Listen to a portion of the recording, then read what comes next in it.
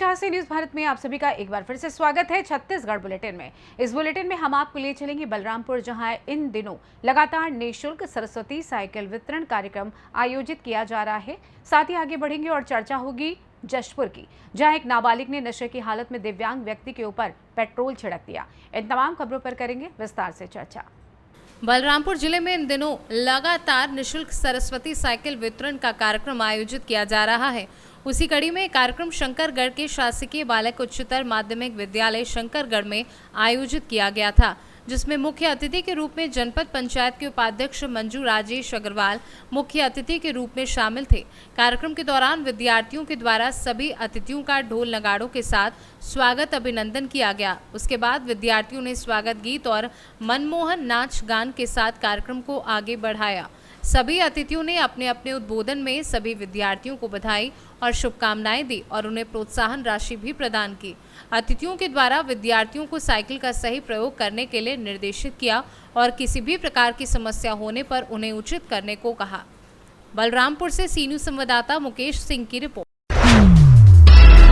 देवर बीजा चौकी के अंतर्गत ग्राम डरजरा में सीमेंट के लिए मटेरियल गिट्टी लेकर जा रहा एक ट्रक खाद के गड्ढे में पलट गया। स्थानीय लोगों ने बताया कि इस गड्ढे को हटाने के लिए पंचायत में प्रस्ताव पारित किया गया था, लेकिन आज तक कोई कार्यवाही नहीं हुई। ग्राम डरजरा में अवैध खाद गड्ढे को लेकर तहसीलदार को भी शिकायत की गई थी और उन्होंने गड्ढे को हटाने का आदेश जारी किया था, लेकिन इस आदेश का पालन नहीं हुआ, जिसके कारण ये हादसा हुआ। ट्रक का चालक बाल बाल बच गया, लेकिन घटना ने क्षेत्र में चिंता का माहौल पैदा कर दिया। स्थानीय निवासियों ने आरोप लगाया कि ग्राम के भकला और झग्गर के द्वारा अवैध खाद गड्ढा बनाया गया था और इस संबंध में कलेक्टर जनदर्शन में भी शिकायत की गई थी। बावजूद इसके आज तक कोई ठोस कार्यवाही नहीं हुई। आपके द्वारा कई बार शिकायत किया था गड्ढा पाटने के लिए, लेकिन नहीं पटा, आज गाड़ी पलट गया, क्या कहेंगे? अब इसमें विधायक के द्वारा सीसी रोड स्वीकृत है। ट्रक गिट्टी भर के जा रहा था और 10 फीट गहरा है खाद गड्ढा, उसमें गिर गया। आपके द्वारा शिकायत किया था? शिकायत तो जन दर्शन में भी लगाया था अगले मंगलवार को, उसके 15 दिन पहले और लगाया था। जांच के लिए तहसीलदार को भेजे थे, नहीं आज पटवारी प्रतिवेदन बना के ले गए हैं। आज ही पलट गया ट्रक।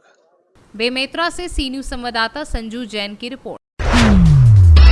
जशपुर जिले से बड़ी खबर है। प्रार्थी प्रकाश राठिया निवासी बूढ़ाडांड थाना पत्थलगांव में रिपोर्ट दर्ज कराई कि इसका मंझला भाई प्रेम साय राठिया, जो जन्म से बोल नहीं पाता, दिव्यांग है, वह दिनांक 17 अक्टूबर को ग्राम डुडुंग जोर में नाटक देखने गया था और अपने रिश्तेदार के यहाँ ग्राम डुडुंग जोर में रुक गया था।